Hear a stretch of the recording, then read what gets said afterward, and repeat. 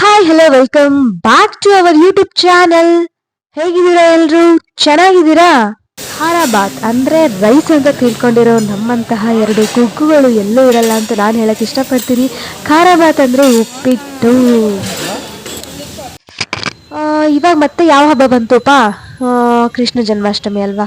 S, Krishna Janmashtami ಇರೋದ್ರಿಂದ ನಾನು ಇದನ್ನು ಚಿಕ್ಕ ವಯಸ್ಸಿಂದನೂ ತುಂಬ ಚೆನ್ನಾಗಿ ಆಚರಿಸ್ಕೊಂಡು ಬಂದಿದ್ದೀನಿ.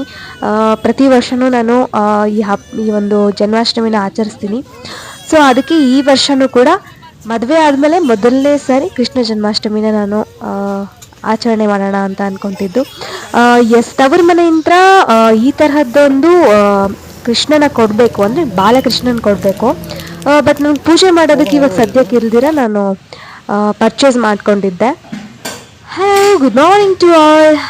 ಎಸ್, ಬೆಳಗ್ಗೆ ಆದ ತಕ್ಷಣ ನಾನು ರಂಗೋಲಿನ ಈ ಥರ ಹಾಕಿದ್ದೀನಿ. ಹರೇ ರಾಮ ರಾಮ ರಾಮ ಹರೇ ಹರೇ, ಹರೇ ಕೃಷ್ಣ ಕೃಷ್ಣ ಕೃಷ್ಣ ಹರೇ ಹರೇ.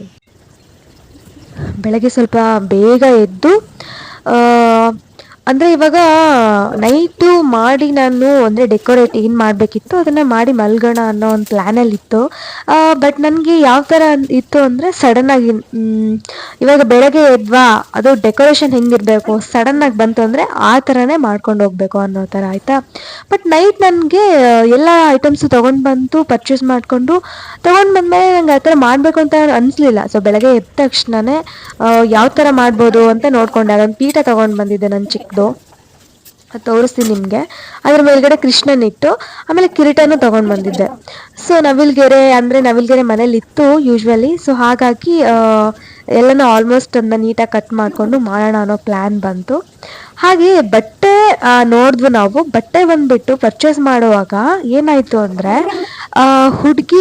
ಹುಡುಗಿ ಒಂದು ಅಂದರೆ ರಾಧೆ ಬಟ್ಟೆ ಇತ್ತು ನನಗೆ ಅಲ್ಲಿ ಸಿಕ್ಕಿದ್ದು, ನನಗೆ ರಾಧೆ ಬಟ್ಟೆ. ಸೊ ಏನು ಮಾಡೋಣ ಅಂತ ನಾನು ಥಿಂಕ್ ಮಾಡ್ತಾ ಇದ್ದೆ. ಮನೇಲಿ ಡೆಕೋರೇಟಿಂಗ್ದು ಕ್ಲಾತ್ಸ್ ಇದೆ ಅಂತ ನೆನಪಾಯಿತು ನನಗೆ. ಸೊ ಆ ಕ್ಲಾತಲ್ಲಿ ಬಟ್ಟೆ ಮಾಡೋಣ ಅಂದ್ಕೊಂಡು ಸೊ ಡೆಕೋರೇಟ್ ಕ್ಲಾತ್ ಏನಿತ್ತು ಆ ಕ್ಲಾತ್ನ ತಗೊಂಡು ನಾನು ಕೃಷ್ಣಂಗೆ ಬಟ್ಟೆ ಮಾಡಿ ಆದಮೇಲೆ ನೆಕ್ಸ್ಟ್ ಇನ್ನೊಂದು ಇನ್ಸಿಡೆಂಟ್ ಏನಪ್ಪ ಅಂತಂದರೆ ಇಯರಿಂಗ್ ಬಂದುಬಿಟ್ಟು ಅಲ್ಲಿ ನವಿಲ್ಗೆರೆದೇ ಇತ್ತು. ಬಟ್ ಅದು ತುಂಬ ದೊಡ್ಡದಾಗುತ್ತೆ ಅಂತ ನಾನೊಂದು ಇಯರಿಂಗ್ ಇದೆ ನೋಡಿ, ಇದು ಬಂದುಬಿಟ್ಟು ನನಗೆ ರಕ್ಷಿತ್ ಫಸ್ಟ್ ಗಿಫ್ಟ್ ಮಾಡಿದ್ದು ನನಗಿದು. ಆ್ಯಕ್ಚುಲಿ ನಾನು ಅದೇನಾಗ್ಬಿಟ್ಟು ಅಂದರೆ ನಾನು ಮರ್ತೋಗಿದ್ದೆ ಗಿಫ್ಟ್ ಕೊಟ್ಟಿದ್ದನ್ನು. ಅಯ್ಯೋ, ನೆಕ್ಸ್ಟ್ ಲೆವೆಲ್ ಆಗೋಯ್ತು. ನನಗೆ ಸ್ವಲ್ಪ ಕನ್ಫ್ಯೂಸ್ ಇತ್ತು, ಬಿಕಾಸ್ ಆಫ್ ಧರ್ಮಸ್ಥಳಕ್ಕೆ ಹೋಗಿದ್ದು ಗಿಫ್ಟ್ ಕೊಟ್ಟಿದ್ದಲ್ವ. ಸೊ ಹಾಗಾಗಿ ಕೊಟ್ಟಿತ್ತು ಇದೇನಾ ಅಥವಾ ಬೇರೆ ಏನೋ ಇದೇನಾ ಅನ್ನೋದೊಂದು ನನಗೆ ಇದಿತ್ತು. ಬಟ್ ಅದು ಕರೆಕ್ಟಾಗಿ ಮ್ಯಾಚ್ ಆಗಿದೆ. ನಂಗೆ ತುಂಬ ಖುಷಿ ಆಗೋಯ್ತು. ಯಾಕಂದರೆ ನಾನು ಸ್ಟಿಕ್ಕರ್ ಹಾಕೋಣ ಓಲೆಗೆ ಅಂದ್ಕೊಂಡೆ. ಬಟ್ ಓಲೆ ಹುಡುಕುವಾಗ ಏನು ಸಿಕ್ತು ಅಂದರೆ ನನಗೆ ನವಿಲ್ಗೆರೆದೇ ಒಂದು ಓಲೆ ಸಿಕ್ತು ನಂದು. ಅದು ಅವನೇ ಗಿಫ್ಟ್ ಮಾಡಿದ್ದು. That is my first gift from my husband. Yes, ಇವಾಗ ನಾನು ಏನು ಮಾಡ್ತಾಯಿದ್ದೀನಿ ಅಂದರೆ ಡೆಕೋರೇಷನ್ ಮಾಡ್ತಾಯಿದ್ದೀನಿ. ಲೈಕ್ ನವಿಲ್ಗೆರೆ ಏನಿತ್ತೋ ಅದನ್ನು ಪೀಠದ ಸುತ್ತ ಹಾಕೋಣ ಅಂತ ಪ್ಲ್ಯಾನ್ ಮಾಡ್ಕೋತೀನಿ. ಅದನ್ನು ನಾನು ಯಾವ ಥರ ಮಾಡಿದೆ ಅಂದರೆ ವಿಡಿಯೋ ನಿಮಗೆ ನೀಟಾಗಿ ಕಾಣಿಸ್ತಾ ಇಲ್ಲ ಅನ್ಕೋತಾ ಇದ್ದೀನಿ. ಅಲ್ಲಿ ಏನು ಮಾಡ್ತಾಯಿದ್ದೀನಿ ಅಂತಂದರೆ ನಾನು ಸಿಂಗಲ್ ಟೇಪ್ ಸ್ಟಿಕ್ಕರ್ ಇದೆ ಗೊತ್ತಾ, ಅಂದರೆ ಗಮ್ ಟೇಪ್. ಓಕೆ, ಆ ಗಮ್ ಟೇಪ್ನ ಬಂದುಬಿಟ್ಟು ನಾನು ಸುತ್ತಲೂ ಹಾಕ್ಕೊಂಡಿದ್ದೀನಿ. ಅದು ಏನು ಪೀಠ ಇದೆಯೋ ಆ ಪೀಠಕ್ಕೆ ಸುತ್ತಲೂ ಹಾಕ್ಕೊಂಡ್ಬಿಟ್ಟು ಇವಾಗ ನೀವು ನೋಡ್ತಾ ಇದ್ದೀರಲ್ವ ಈ ಥರ. ಸೊ ಹಾಕ್ಕೊಂಡು ಡಬಲ್ ಟೇಪ್ನ ಆ ಪೀಠಕ್ಕೆ ಚಿಕ್ಕದಾಗಿ ಅಂಟಿಸ್ಕೊಂಡೆ. ಅಂದರೆ ಸುತ್ತಲೂ ನವಿಲ್ಗೆರೆ ಬಂತು ಅಲ್ವಾ. ಸೊ ಬಂದಮೇಲೆ ಅದ್ರ ಮಿಡ್ಲಲ್ಲಿ ಇದು ಸ್ಮಾಲ್ ಪೀಠ ಅಲ್ವಾ, ಆ ಥರ ಮಾಡಿಕೊಂಡು ಕೃಷ್ಣನ ಈ ಥರ ಇಟ್ಟೆ ನಾನು. हे नाथ नारायण वासुदेवा, श्री कृष्ण गोविंद हरे मुरारे, हे नाथ नारायण वासुदेवा, श्री कृष्ण गोविंद हरे मुरारे, हे नाथ ದೇವಾ, ಜೈ ಶ್ರೀರಾಮ್. ಹಾಗೆ ಕೃಷ್ಣನಿಗೆ ಪ್ರಿಯವಾದದ್ದು ಬಂದ್ಬಿಟ್ಟು ಅವಲಕ್ಕಿ. ಓಕೆ, ಅವಲಕ್ಕಿಗೆ ನಾನು ಯಾವ ಥರ ಪ್ರಸಾದ ಮಾಡ್ತೀನಿ ಅಂತ ತೋರಿಸ್ಕೊಡ್ತೀನಿ. ಫಸ್ಟು ಒಂದು ಬಾಣಲೆಗೆ ನಾನು ಸ್ವಲ್ಪ ತುಪ್ಪ ಹಾಕ್ಕೊಳ್ತಾ ಇದ್ದೀನಿ. ತುಂಬ ಸಿಂಪಲ್ ಆಗಿದೆ, ನೀವು ಸಹ ಮನೇಲಿ ಟ್ರೈ ಮಾಡಿ. ಓಕೆ, ತುಪ್ಪನ ಬಾಣಲಿಗೆ ಹಾಕ್ಕೊಂಡು ಸೈಡಲ್ಲಿ ನಾನು ಈ ಥರ ಬೆಲ್ಲ ಏನಿದೆನೋ ಈ ಬೆಲ್ಲನ ಸ್ವಲ್ಪ ಈ ಥರ ಎಲ್ಲ ಚೂರು ಚೂರಾಗಿ ಮಾಡಿಕೊಂಡೆ. ಈ ಚೂರು ಚೂರಾಗಿರೋದು ನಿಮಗೆ ಅಂದರೆ ನಿಮಗೆ ಸ್ವೀಟ್ ಜಾಸ್ತಿ ಬೇಕೋ ಏನೋ ನೋಡಿ, ಪ್ರಸಾದ ಚೆನ್ನಾಗಿ ಆಗಬೇಕು ಅಷ್ಟೇ ಅಲ್ವಾ. ಈ ಥರ ಫುಲ್ ಮೆತ್ತಗೆ ಮಾಡ್ಕೋಬೇಕು, ಅಂದರೆ ಫುಲ್ ಸ್ಮ್ಯಾಶ್ ಮಾಡಬೇಕು. ಆ ಸ್ಮ್ಯಾಶ್ ಮಾಡಿರೋದನ್ನ ನೀವು ಬಾಣಲಿಗೆ ಏನು ತುಪ್ಪ ಹಾಕಿರ್ತೀರೋ ಅದಕ್ಕೆ ಈ ಥರ ಹಾಕಬೇಕು. ಹಾಕಿ ಆದಮೇಲೆ ಪೇಪರ್ ಅವಲಕ್ಕಿ ಅಂತ ಸಿಗುತ್ತೆ ಆಯಿತಾ, ಆ ಪೇಪರ್ ಅವಲಕ್ಕಿನ ಅದಕ್ಕೆ ಹಾಕಿಬಿಟ್ಟು ಸ್ವಲ್ಪ ಕೈ ಆಡಬೇಕು. ಓಕೆನಾ, ಅಂದರೆ ಕುರುಮಾಗಿ ಬರೋದಾದರೆ ಒಂದು ಸ್ವಲ್ಪ ಸಿಮ್ಮಾಗಿ ಇಟ್ಬಿಟ್ಟು ಕಾಯಿಸ್ಬೇಕು. ಹೇ ನಾಥ ನಾರಾಯಣ ವಾಸುದೇವ, ಶ್ರೀ ಕೃಷ್ಣ ಗೋವಿಂದ ಹರೇ ಮುರಾರೇ. ಹೇ ನಾಥ ನಾರಾಯಣ ವಾಸುದೇವ, ಜೈ ಶ್ರೀರಾಮ್. ಎಸ್, ಪ್ರಸಾದ ಎಲ್ಲ ಮಾಡಿಕೊಂಡು ರೆಡಿ ಮಾಡಿ ಸೈಡಲ್ಲಿ ಇಟ್ಕೊಂಡಿದ್ದೆ. ಸೊ ಹೂ ತರಿಸೋಣ ಅಂತ ಹೇಳಿದೆ ರಕ್ಷಿತ್ಗೆ. ಸೊ ಹೂ ತೊಗೊಂಡು ಬಂದು ಕೊಟ್ಟರು. ಅದಾದಮೇಲೆ ಎಣ್ಣೆ ಹಾಕಿ ದೀಪ ಹಚ್ಚೋಣ ಅಂತ ಇವಾಗ ನಾನು ದೀಪ ಹಚ್ತಾ ಇದ್ದೀನಿ. ಇದು ಒಂಥರ ತುಂಬ ಚೆನ್ನಾಗಿ ಕಾಣಿಸ್ತಿದೆ ಅಲ್ಲ, ನಂಗೆ ತುಂಬಾ ಇಷ್ಟ ಆಯಿತು. ಲೈಕ್ ಇಷ್ಟ ಪುಟಾಣಿ ಇದು ಗಿಫ್ಟ್ಸು, ಪುಟಾಣಿ ವಸ್ತುಗಳು ನಂಗೆ ತುಂಬ ಇಷ್ಟ ಆಗುತ್ತೆ. ಆ್ಯಂಡ್ ಆಲ್ಸೋ ಸ್ಮಾಲ್ ಪಾಟ್ಸ್ ಅದೆಲ್ಲ ತುಂಬಾ ಇಷ್ಟ ಆಗುತ್ತೆ ನನಗೆ. ಎಸ್, ಇದು ನೋಡಿ ಇಷ್ಟು ಚಿಕ್ಕದಾಗಿ ಒಂದು ಚೇರ್ ಮೇಲೆ ಮಾಡಿದ್ದೀನಿ ನಾನು, ಸ್ಮಾಲ್ ಆಗಿ. ತುಂಬ ಚೆನ್ನಾಗಾಗಿದೆ. I am so happy to make this no. Hare Rama Rama Rama Hare Hare, Hare Krishna Krishna Krishna Hare ಹರೇ.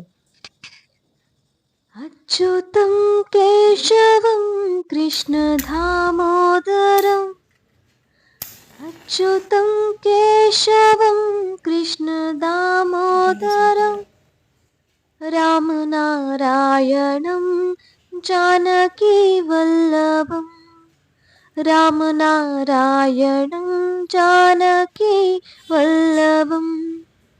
कौन कहते हैं भगवान खाते नहीं, कौन कहते हैं भगवान खाते नहीं, मुरलीदासा की जैसे बुलाते नहीं, मुरलीदासा की जैसे बुलाते नहीं. ನಂಗೊಂದು ಪ್ರಶ್ನೆ ಇದೆ, ಹಾಗೆ ಅದಕ್ಕೆ ಉತ್ತರನ ನಾನೇ ಹೇಳ್ತೀನಿ. ಅದ್ರ ಬದಲಾಗಿ ನಿಮಗೇನಾದರೂ ಗೊತ್ತಿದ್ರೆ ಕಮೆಂಟ್ ಮಾಡಿ ಅಂತ ಹೇಳ್ತೀನಿ. ಕೃಷ್ಣಂಗೆ ನವಿಲ್ಗೆರೆ ತಲೆ ಮೇಲೆ ಏಕಿದೆ? ಹಾಗೆ ಕೃಷ್ಣಂಗೆ ನವಿಲ್ಗೆರೆ ಅಂದ್ರೆ ಯಾಕೆ ಅಷ್ಟೊಂದು ಇಷ್ಟ? ಓಕೆ, ನಾನು ತಿಳಿದಿರೋ ಹಾಗೆ ನಾನು ಹೇಳ್ತೀನಿ. ಏನಂದ್ರೆ, ನವಿಲು ಅಂತ ಒಂದು ಶ್ರೇಷ್ಠವಾದದ್ದು, ಒಂದು ಪೀಸ್ಫುಲ್ ಆ್ಯಂಡ್ ಶುದ್ಧವಾಗಿರೋಂತಹ ಕೃಷ್ಣ ಅಂತ ಹೇಳೋಕೆ ಇಷ್ಟಪಡ್ತೀನಿ. ಸೊ ಹಾಗಾಗಿ ಆ ನವಿಲ ಗೆರೆಯ ಪರಿಶುದ್ಧತೆನ ಕೃಷ್ಣ ತುಂಬಾ ಇಷ್ಟಪಡ್ತಾನೆ, ಅದಕ್ಕೆ ಕೃಷ್ಣನು ಪರಿಶುದ್ಧ ಅಂತ ಇದೊಂದು ಮಾತಾಗಿದೆ.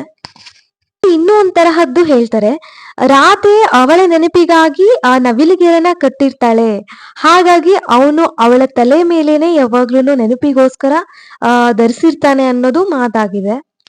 ಇನ್ನೊಂದ್ ಕಡೆನು ನವಿಲುಗೆರೆಗಳು ನವಿಲೇನಿದೆನೋ ಆ ನವಿಲ್ ಬಂದ್ಬಿಟ್ಟು ಕೃಷ್ಣಂಗೆ ಒಂದು ಉಡುಗೊರೆ ಆಗಿ ಕೊಡುತ್ತೆ, ಹಾಗಾಗಿ ಅದನ್ನ ಅವನು ಯಾವಾಗ್ಲೂ ಧರಿಸ್ಕೊಂಡಿರ್ತಾರೆ ಅಂತ ಇದೊಂದು ಸಹ ಮಾತಾಗಿದೆ.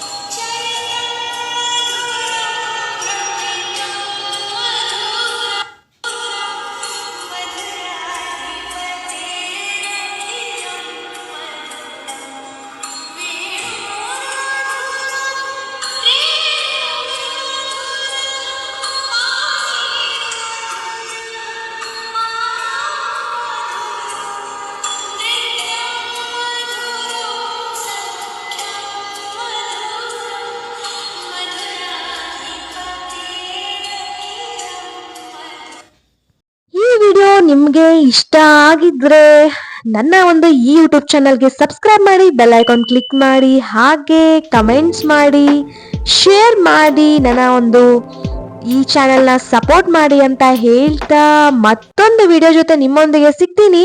ಅಲ್ಲಿ ತನಕ keep watching, keep support. Love you all. Bye.